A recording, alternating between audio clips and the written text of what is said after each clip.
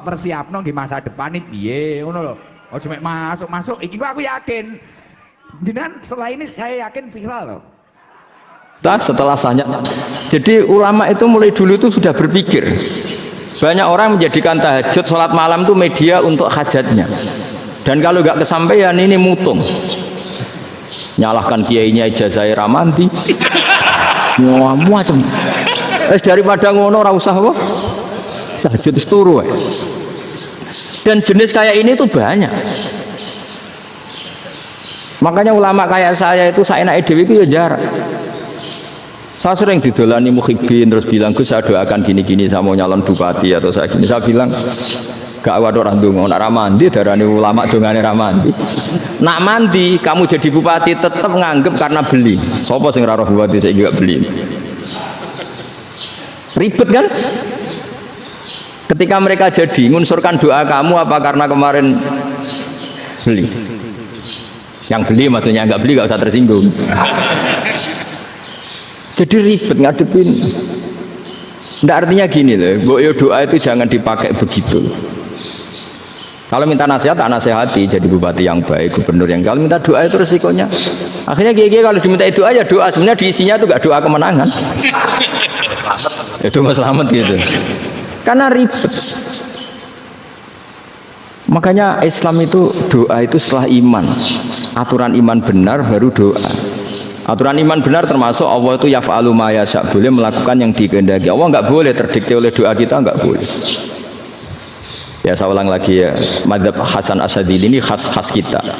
Jadi la ilaha illallah itu didahulukan sebelum istighfar. Tapi kebalikannya madzhab Imam Sanusi itu dibalik. La ilaha illallah itu kalimat yang sakral. Karena yang sakral dibutuhkan muqaddimah, yaitu yang melafadzkan harus yang sudah bersih, yang sudah steril baru melafadzkan la ilaha illallah. Maka dalam madzhab Sanusi ya istighfar dulu baru la ilaha illallah. Nah, dalam madzhab Abu Hasan Asyadzili kebalikan, istighfar itu sah setelah sahnya tauhid. Kamu ikut mana tuh? Asyadzili apa Sanusi ya? Alhamdulillah sama-sama tidak paham ya sudah. Akhirnya sudah. Iya sih nggak kemana-mana kan. Gitu. Jadi apa ya? Terus ini saya teruskan ini biar khas pesantren atau khas NU lah, kalau bahasa Pak Rektor khas NU. Ini Ben sampean tahu beberapa perbedaan itu lazim, halaman 24. Ya, halaman 24 sama 25. Tak baca ini masih orisinil. An Sufyan bin Uyainah ini juga gurunya Imam Syafi'i. Kata Sufyan bin Uyainah, beliau cerita, kana Isa wa Yahya alaihi salam ya'tiyanil qaryah. Fayas'alu Isa an syirari ahliha wa yas'alu Yahya an khiyari ahliha. Jadi Nabi Isa dan Nabi Yahya itu satu generasi, sama-sama masih muda. Kalau di satu kampung yang Nabi Yahya tanya, ini keluarga terbaik siapa? Saya mau nginap di situ karena kumpul orang baik itu nyaman. Kalau Nabi Isa kebalikan, keluarga terburuk mana ya, saya tak di situ. Nah, terus akhirnya faqala lahu Yahya lima tanzilu ala syirarin nas. Kenapa kalau kamu bermalam kok malah kumpul orang-orang yang nakal? Innama ana tabibun udawil mardo. Saya ini nabi para dokter, di mana-mana dokter yang ngumpuli yang sakit, ngobati yang sakit. Makanya di NU itu ya banyak Ki Jazab mengumpuli yang nakal-nakal. Nak tepak yang entas yang nakal, nak tepak ya katut.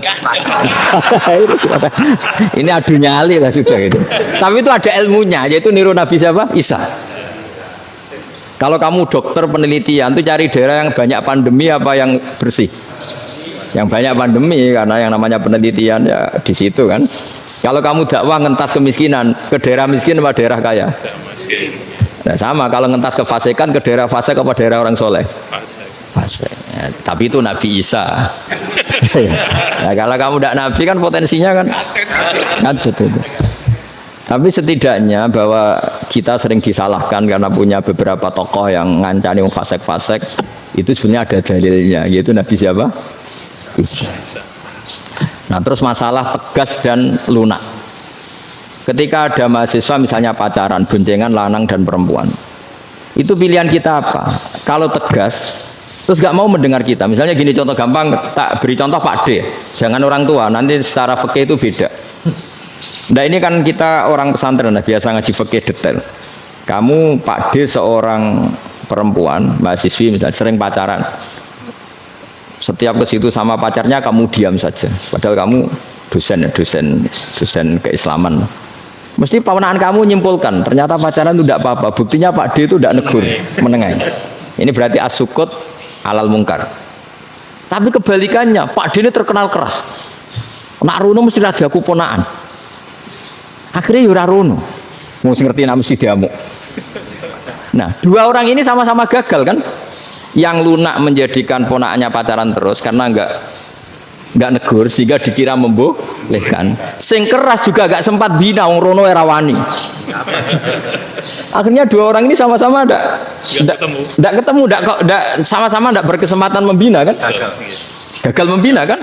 Karena yang keras ponakannya enggak pernah situ, berarti enggak bisa bina kan? Yang lunak membiarkan berarti juga ada bina. Nah, Islam itu antara dua itu. Ya agak terlalu lunak, nggak terlalu keras. Karena kalau terlalu keras, misalnya ada kiai terlalu keras, lu masyarakat mau tanya itu gimana? Lari kan? Lu saya ini punya pengalaman pribadi. Saya ini kan kecelok orang alim. Itu kalau pernah ya saya itu berusaha ya pokoknya ya umumnya orang alim lah, tenang terus anteng, nggak gejlok-gejlokan. Itu nggak ada yang tanya. Saya mimpi ketemu beberapa ulama itu disalahkan. Terus umat saya kalau mau tanya itu ke siapa? Wong alim wis wibawa, meneng tambah banget wibawanya. Malah Quran sering gojlok rektor macam-macam. Terus wong wanita kok, saya biasa ke pasar pandangan dicegot orang. Gus, putri saya itu sering keluar darah tapi melebihi batas haid gini-gini. Kalau badhe sowan jenengan, gak usah sowan ning kene mbek ngadeg-ngadegan. Terus tanya, yang haid berapa hari, Gus? Ya supaya rudat ilal adat sebelum dia punya penyakit istighadah itu berapa? 6 hari ya sudah, kembali 6 hari lainnya mustahadah, tetap sholat, tetap normal. Tapi kalau saya wibawa, mau pasar gue tasbih seduwilu. Iku mesti wong salaman njaluk donga yakin. Tapi baru kayak rada uraan ketemu wong-wong, "Jol pening ndi? Maaf pening ndi?" Gus beneran Gus ketemu jenengan kula wingi badhe tuwa kok." Ini tanya. Dadi uraanku iku amdan. Lha nek sampean asli, iki asli uraan. Karena ndak uraan lah tetap ndak wibawa kan. Jadi baru kayak uraan itu ya banyak. Saya itu kalau ngantor di Jogja itu banyak orang yang tanya. Ya biasa tuh tanya macam-macam. Karena saya uraan. Ke pasar ya orang, bahkan di bis sering ketemu orang, wah beneran Gus kalau badhe sowan jenengan badhe tanya ini. Ya sudah di sini aja. Jadi semua itu diilmoni. Nah, Nabi itu punya sisi yang dua-duanya jalan. Memang beliau luar biasa, dipilih Allah yang luar biasa. Nabi ketika wibawa itu banyak sahabat yang bahkan mengenali wajahnya aja tidak bisa. Ka'anna ala ru'usihim at-thair.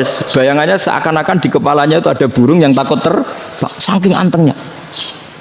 Tapi Nabi sekali mengeluarkan job, sekali santai, itu sahabat tanya itu sampai yang nggak pantas ditanyakan. Nabi saat tadi kumpul istri saya, tapi tidak inzal, itu wajib mandi ndak. Aro'aita law anna ahadana ya'ti imro'atahu walam yunzil. Itu ya ditanyakan. Nabi mun kumpul itu betul sakit inzal sepundi. Guys, betul lagi. Terus ya ada yang tanya macam-macam.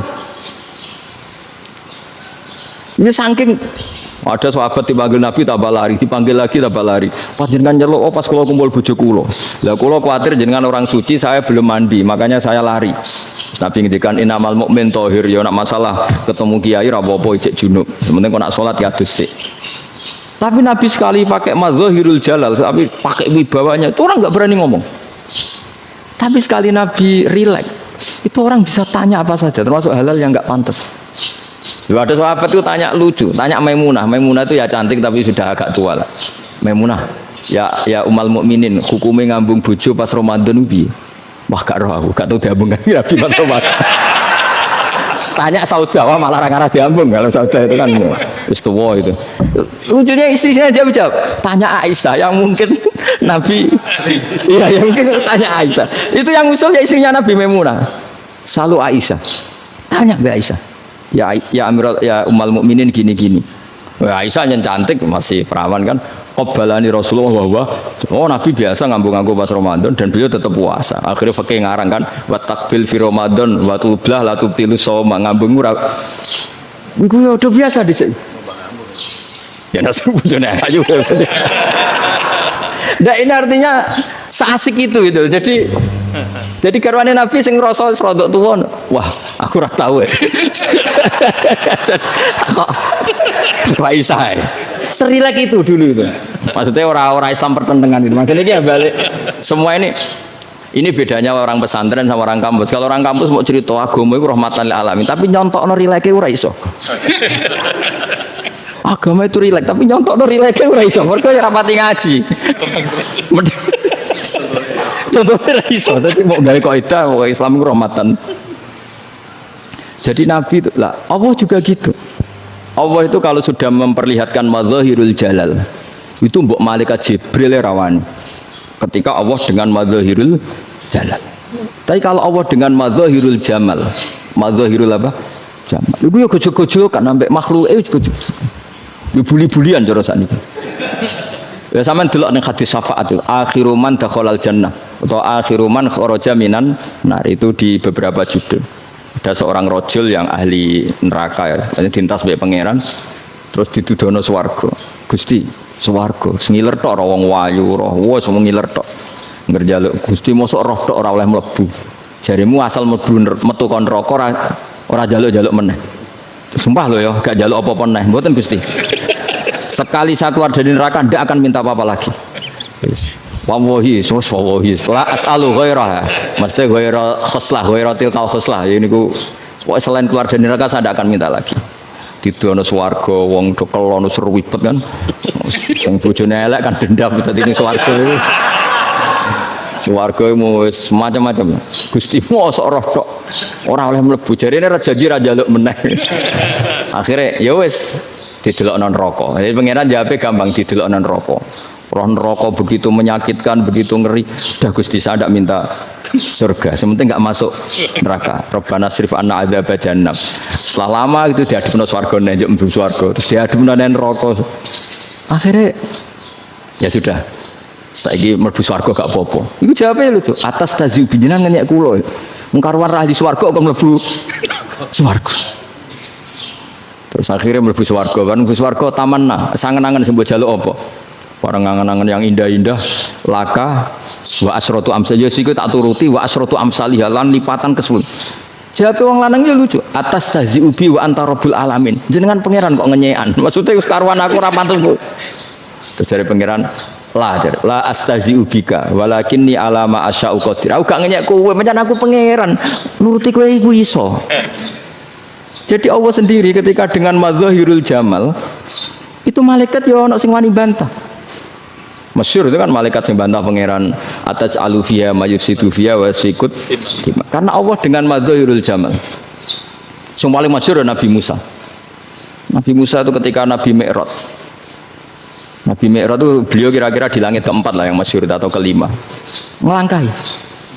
Nabi Musa nangis, ya Rabbi ini apa-apaan? Orang sing ja'a ba'di kemudian melangkai makom saya ini apa-apaan? Dan Nabi Muhammad kan apapun hebatnya kan junior. Kok melangkai makom saya ini apa-apaan? Enggak fair. Ya? Sampai Nabi Muhammad itu tanya gini sama Jibril. Reaksi Allah gimana ketika melihat Musa seperti itu? Jawab malaikat Jibril lucu. Ya rohidatahu. Allah sapal gayane Musa. Biar. Jadi lucu. Ya dibiarin aja sama Allah. Tapi yang jenenge Nabi Musa itu kekasihnya Allah, tetap berkah bagi kita. Betul. Ketika setelah Mi'raj diwajibkan sholat 50, gentena Nabi Musa kelihatan nabinya. Sebenarnya Nabi Musa itu sebetulnya loh, gak nguntungkan kita sebetulnya. Tapi yang nguntungkan, sebenarnya tidak niat nguntungkan kita, tapi nguntungkan. Nabi Ibrahim kan di langit ke-6, keren. Konti jong ketemu Allah ngeten-ngeten kan sholat seket. Karena Nabi Ibrahim terkenal Nabi baik, tidak bantah. Bareng Nabi Musa, kenapa diceluk pangeran? Aku akan sholat ping 50. Inna ummataka la tutiku dalik. Wah, gak kuat umat. Serai-rai gak umatmu ora ngarah kuat 50 rokaat. Tapi sebenarnya Nabi Musa itu niatnya bukan membela kita. Fa inna ummati la umatku sing gagah-gagah ra iso meneng umat. Berarti sebetulnya ya, itu masih pakai gengsinya gitu. Wes ngono-ngono lah sementing kita untung. Sebetulnya dia itu gak terima. Wong umat saya aja yang lebih kuat. Gak kuat apalagi umatmu. Gak terus sebutin irji ila rabbika fas'alhu takhfif. Itu berarti Allah dengan madzahirul jamal. Sudahlah, datang ke Allah, minta keringanan. Allah itu baik. Minta. Mbak Allah ya diringanan mau 5 tok, jadi cek 45. Balik Nabi Musa, piro 45, cek ra kuat umat. Wong umatku ora kuat, jadi sebenarnya bilang umatku ora kuat. Lho cara Nabi Muhammad model wong Malang, yo beda umatku mbek umatmu. Ribet kan? Beda. Lho Nabi Muhammad kan enggak seperti itu kan? Enggak punya akhlak Malang kan, akhlak. Maksudnya akhlaknya mujur itu loh, akhlak yang baik gitu loh. Ya akhlak yang mujur, bukan yang Malang gitu. Jadi Nabi ya manut. Tinggal 40 kan, dikurangi lagi 35 sampai 9 kali kan, masyhur itu. Ya kan kalau dikurangi 55 kan berarti turun naik kan 9 kali. Itu setelah 5 itu Nabi Musa cek usut masih ragu. Itu cara Nabi munggah nentek. Ini entek ya. Iya, ada tuntas betul. Sebebas. Terus munggah ado-ado laopon. Ngapain itu? Akhirnya Nabi Muhammad sudah sampun ya kalimah Allah. Saya ini malu sama Allah. Sudah 9 kali dan diturutin terus. Jadi Allah kalau dengan madzahirul jamal itu Nabi Musa biasa nego sama Allah. Tapi ketika Allah dengan madzahirul jalal itu Nabi Musa enggak berani. Yaitu di hadis syafa'ah. Hadis syafa'ah ketika manusia datang ke Nabi Adam, ya tuna Adam. Ya Adam anta abul basar ngene isfa'li ana inda rabbik. Kamu saya minta mensafaati kita. Nabi Musa, Nabi Adam inna rabbi qad ghadibal yawma ghadaban lam yaghdab qablahu mislah wa la yaghdab ba'dahu mislah. Ini Allah sedang murka besar dan tidak akan murka seperti ini lagi. Sudah saya tidak berani, nafsi. Nabi Ibrahim enggak, termasuk Nabi Musa ketika itu ya enggak berani. Karena Allah dengan madzahirul jalal. Itu Nabi Musa enggak berani. Sudah saya sendiri itu pernah salah. Yaitu saya membunuh seseorang yang enggak disuruh oleh Allah membunuh itu, yang pas jotosi orang Kipti. Akhirnya datang ke Nabi Muhammad. Pas ke Nabi Muhammad, Allah dengan madzahirul jamal. Dengan madzahirul jamal sampai Kanjeng Nabi ngendikan analah, saya akan memintakan syafaat kalian. Terus fa ahmadu rabbi bima hamida allamaniha rabbi. Saya muji Allah dengan pujian-pujian yang orang lain tidak tahu, hanya saya yang diajari, kata Rasulullah. Ya di sini menurut banyak ulama termasuk kitab yang saya baca, kenapa Muhammad sebagian namanya Ahmadu? Itu dari af'al tafdil fa Muhammadun Ahmadu min ghairihi. Muhammad Rasulullah itu kalau muji Allah di atas cara mujinya nabi yang lain. Jadi Ahmadu bukan dari fi'il mudhari' lil mutakallim tapi dari af'al apa? Tafdil. Fa Muhammadun Ahmadu min ghairihi. Bahwa Kanjeng Nabi Muhammad sallallahu alaihi wasallam itu cara mujinya Allah di atas pujian para nabi. Makanya di sini Sayyid Ali Zainal Abidin kalau muji hamdal hamidin wa fauqa hamdil hamidin. Jadi pujian saya ini di atas rata-rata cara mereka apa? Memuji. Yaitu sirinya apa? Nabi itu tahu bahwa akhirat itu tidak bisa batasi Allah. Kamu tidak bisa nyemprit Allah. Allah, ini akhirat loh. Amal sudah tidak manfaat. Ingat itu. Tidak bisa seperti itu. Allah itu nggak bisa tunduk sama konstitusi yang bernama akhirat. Artinya Allah meskipun di akhirat tetap duwe hak yaf'alu ma yasa atau yaf'alu ma yurid. Nggak bisa kamu terus wah ini akhirat amal ra iso dikirim wong mati, amal ra iso dikirim wong pangeran kok mbok atur. Kalau kita yang mengirimkan nggak bisa, tapi kalau Allah tetap bisa. Makanya ada kiai mengatakan kodok qadar ra iso dirubah, itu kamu. Makanya ada seorang kiai ditanya, kodok qadar ra iso dirubah sekali dicatat selesai. Jadi kiai tadi, tapi nak Allah iso. Dalile apa yang huwa ma yasha wa yusbit. Nak Allah ya iso, sing ra iso kan kita. Nah, Nabi itu tahu betul meskipun akhirat itu Allah masih bisa dinego saking baiknya. Akhirnya Nabi sujud, masyhur itu terus, ya Muhammad irfa' ra'sak wasal tuqa wasa'tu safa. Semat sirahmu angkat, kowe apa tak turuti. Terus semenjak itu Nabi minta apa? Syafaat. Artinya apa? Ketika Nabi lain berpikir bahwa akhirat ini membatasi amal karena sudah Nabi tahu betul kalau Allah tetap Allah yang enggak terbatas kekuasaannya, enggak terbatas rahmatnya juga saat di akhir. Makanya disebut fa Muhammadun Ahmadu min ghairihi. Makanya wa mubasysyiran bi rasuli ya'ti mim ba'di ismuhu Ahmad. Jadi makanya terus banyak GNO yang macam-macam lah. Sing ono sing potongane wedi terus hati-hati. Niku berarti makome Madzhirul Jalal. Ono sing amen guyon nek makome Madzhirul Jamal. Ono sing ra jelas ngene iki, sing ra jelas. Nak guyu buanter ngono nangis kok buanter. Jebule urusan utang. Lah ini sudah yang udah. Jadi makanya yang rileks saja. Sebenarnya agama ini santai, rileks karena agama ini harus bifarohin wasururin. Enggak boleh agama ini dibawa dengan kekerasan, dengan antisosial. Karena agama ini harus kul bi fadlillah fi rahmati fa bidzalika falyafrahu, harus senang, harus rileks. Makanya saya jadi kiai itu senang takutnya gini. Sekali saya tidak senang jadi presiden buruk. Ternyata jadi wong alim ra enak, itu contohnya. Sampean merengut terus uripe susah, nanti orang enggak berani jadi orang alim. Makanya saya buktikan bahwa saya lebih bahagia dibanding rektor. Nanti orang yang jadi rektor semua ingin jadi orang alim. Saya pernah ketemu sekian rektor di Jogja, tanya, Gus, kenapa jenengan bela-belain pesantren sampai segitu? Kan keren kampus NU, sekarang ada Unisma, ada NU Jogja, ada NU Jepara gini. Tak bilangin gini, sampai rektornya itu istighfar. Gitu. Saya bilangin gini, ini sekaligus tak kasih tahu ini rektor Unisma ini. Tak bilangin gini, andai kan tidak ada kiai kayak saya itu Islam bisa tutup. Gitu. Kok bisa, Gus? Misalnya ada perempuan haid faqal adat. Itu kalau untuk tahu hukumnya haid daftar dulu ke Unisma. Daftar dulu kan? Setelah daftar nunggu pelajaran haid. Baru tahu haid setelah 3 tahun dari masalahnya. Tapi baru kayak kiai ketemu saya di jalan, Gus anak kula nu haid ngeten-ngeten mboten normal hukumnya piye? Oh hukumnya ngene dibalekno ning adat. Ora usah registrasi, ora usah daftar. Jadi ya harus ada istighfarnya lah. Unisma juga harus istighfar, semuanya harus istighfar. Karena ada sisi yang nggak mewakili kebutuhan Islam. Tapi saya sebagai kiai juga istighfar. Karena fakta hukum mengatakan yang boleh jadi KUA yang jabat, yang boleh kemenak yang punya gelar. Dan ini yang mengawal Islam secara undang-undang karena mereka yang bikin. Nah karena kiai tidak punya gelar tidak bisa jabat di situ. Saya juga istighfar. Jadi tidak sampai untuk yang istighfar. Karena yang kebutuhan ini terwakili yang punya gelar. Tapi yang punya gelar juga harus istighfar tadi. Mosok kepen roh hukum haid ngenteni kuliah se. Itu aja nanti nunggu guru yang pas mata pelajaran itu. Ya, terus kapan dia sholatnya? Jawabannya belum ketemu. Tapi baru kayak saya kan ketemu di jalan tanya. Terus saya sering ketemu. Gus saya ini bapak angkat.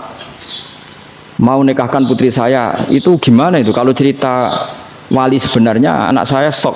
Kalau nggak cerita nggak sah karena saya bapak angkat. Itu banyak. Hanya tak akali ya sudah wali yang sebenarnya taukil pada hakim tanpa diketahui tapi hakikatnya itu taukil hakim. Itu kan tidak gampang. Dan tapi kalau tanyanya di kampus registrasi dulu, daftar dulu, baru tahun berapa ada pelajaran itu? Semester 5 baru tak. Iya kan? Semester 5 ya? Iya. Oh, itu kan. Jadi jangan kira terus sistem Unisma itu yang terbaik di dunia, tidak juga kan? Tidak juga. Dan sistem-sistem yang lain maksudnya ada.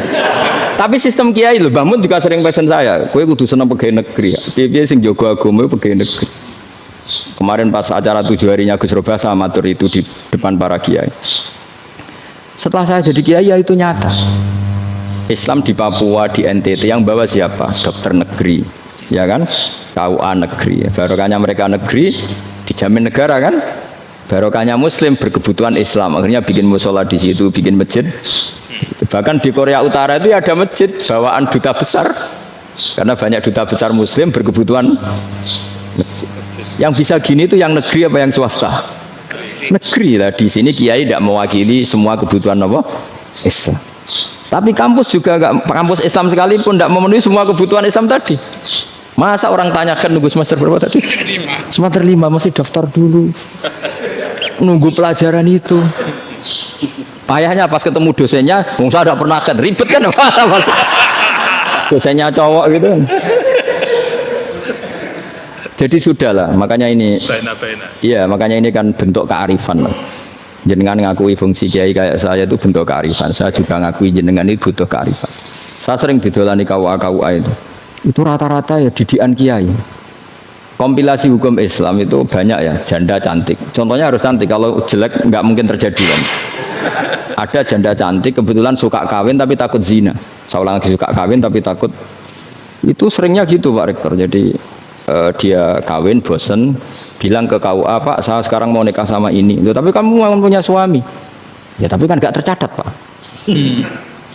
Itu KUA-nya rata-rata itu nggak berani, meskipun nggak tercatat, karena secara fikih meskipun nggak tercatat tetap dia seorang perempuan yang bersuami, maka nggak boleh nikah sama orang lain.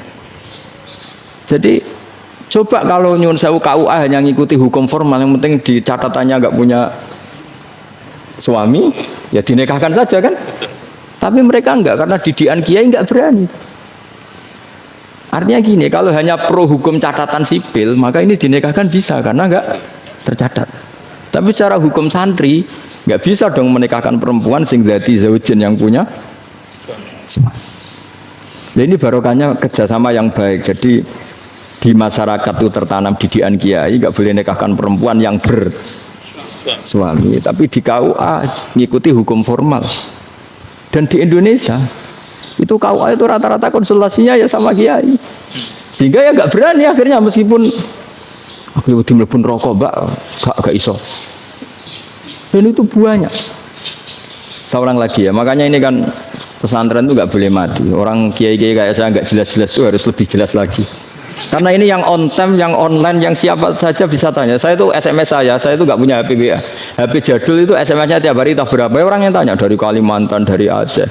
Gus di kampung saya ada masjid 2 itu yang Samana, ada yang dari orang perkotaan. Gus di perumahan baru ada masjid, yang Jumatan baru orang 12, sah enggak?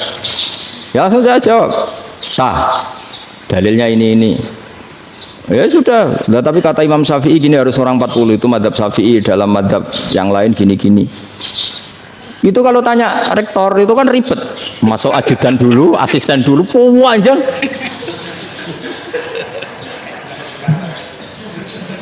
Wah itu kan ribet kan? Manggil dosen dekan VAI, dipanggil dekan VAI nggak mau langsung jawab, cari dosen yang nekuni itu. Usul fikih saya nekuni itu baru seminar, nunggu dulu mbak, ini orangnya baru. Panjang kan? Bisa tutup Islam kalau kesuwen. Coba kalau tanya kiai kan enggak, ketemu di jalan. Dulu Mbah Zubair kata Mbah Mun, saya termasuk santri yang diapresiasi Mbah Mun. Bisa Mbah Zubair yang ngono, anak nong takok besuan gak oleh, gak takok ning kene. Saya biasa ditanya orang ngadeg-adegan. Ya alhamdulillah ilmunya cukup, kalau gak cukup ya kok sik. Jadi sebetulnya orang sopan itu ya agak-agak ada yang ditutupi sebetulnya. Buatan prayogi teng dalan nginjang mawon matur. Sebetulnya ya sebenarnya memang ilmunya agak cukup gitu. Tapi itu sebenarnya secara fikih itu haram, menunda itu haram. Ya haram tuh, coba bayangkan ya, kalau tanyanya sekarang, Gus saya ini sudah keluar darah 1 bulan penuh, padahal normalnya hanya 6 hari. Saya nanti sholat enggak? Kalau nginjang mawon dugi kula, berarti kan hari ini belum ada keputusan. Sholat apa enggak kan? Tapi karena modus tadi, boten prayogi nggih ngendikan ngoten teng dalan ngenjang tengen kula. Itu kemungkinannya 2, sopan atau goblok, itu saja. Kayaknya kalau sopan enggak lah. Kayaknya enggak lah kata. Karena secara fikih itu jelas haram. Bagaimana mungkin suatu yang harus dipraktekkan nanti duhur dijawab besok, berarti duhur, asar sampai subuh belum ada jawaban, berarti nggak ada sholat kan? Ya, makanya dibutuhkan orang-orang alim yang kultural seperti ini, dan NU menghormati kultural. Tapi Mbah Mun juga sangat menghormati Islam formal, karena tadi produk-produk formal itu bisa dilembagakan oleh negara, dan itu kita ikut untung gitu.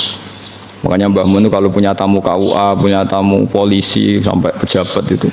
Kenapa saya contohkan KUA? Supaya jangan kira seperti pendapat orang-orang hasud, wah mesti aja disolani presiden seneng, menteri seneng. Enggak juga. Sebenarnya semua kiai itu mulai KUA sampai polisi, polsek, polres itu seneng semua, karena sama-sama diajak mengawal bangsa ini, diajak mengayomi semua masyarakat. Tapi kadang-kadang masyarakat ngeritiknya, jenenge kiai disolani menteri ya seneng, presiden. Padahal yang sowan kiai itu ya mulai KUA, kapolsek, kepala desa, RT, mudin.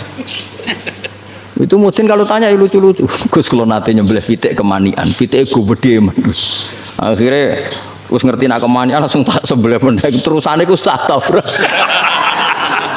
Ribet. Ya tak jawab, lah pitike pasti ku jek urip to ora.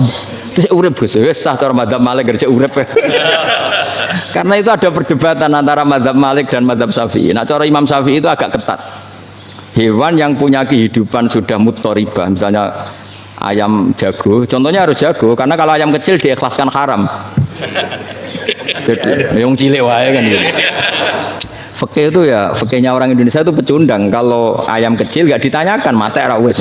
Kalau jago, jago ditabrak truk kejet-kejet. Andai kan nggak disembelih pun mesti mati. Itu cara madzhab Syafi'i itu haram. Karena penyembelihan ini tidak menjadi penyebab kematian, tapi memang karena kecelakaan tadi. Jadi cara madzhab Imam Malik enggak.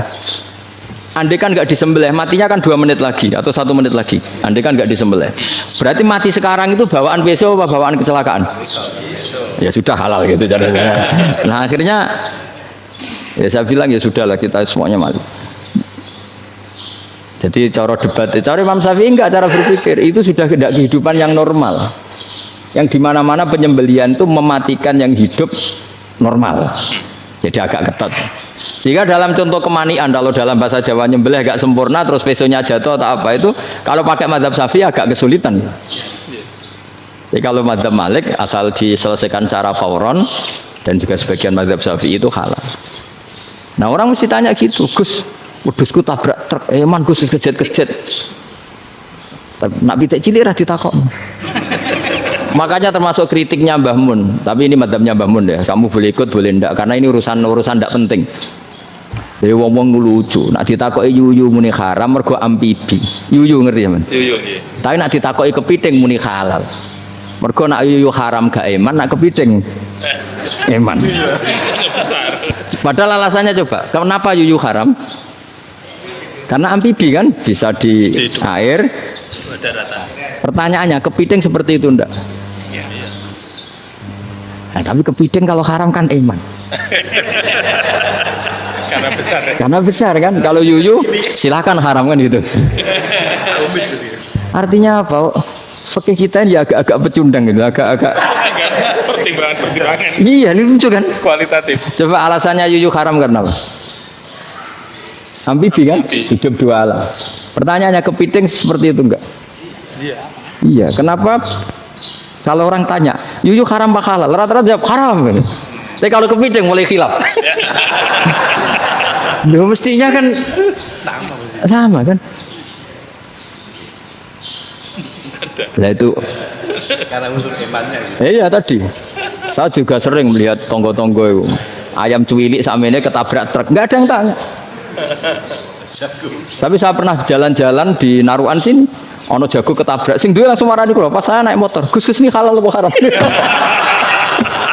Nah langsung kula sebelah halal apa haram? Terus kanggo kowe halal ya, halal. Karena saya tahu tak jawab haram mesti kecewa itu. Aduh, kiai ini beratnya. Ya akhirnya ya saya setelah itu mate Imam Syafi'i ngapunten umat kula nu rahasia madzhab jenengan tuh ndak siap. Untuk mazhab ini tidak sama. Iya kan akhirnya pakai madzhabnya Imam Malik tadi. Ya tak Fatihah Imam Syafi'i ini mboten niat nglawan jenengan. Tapi ngobati tiang eman. Mergo pitike besar itu.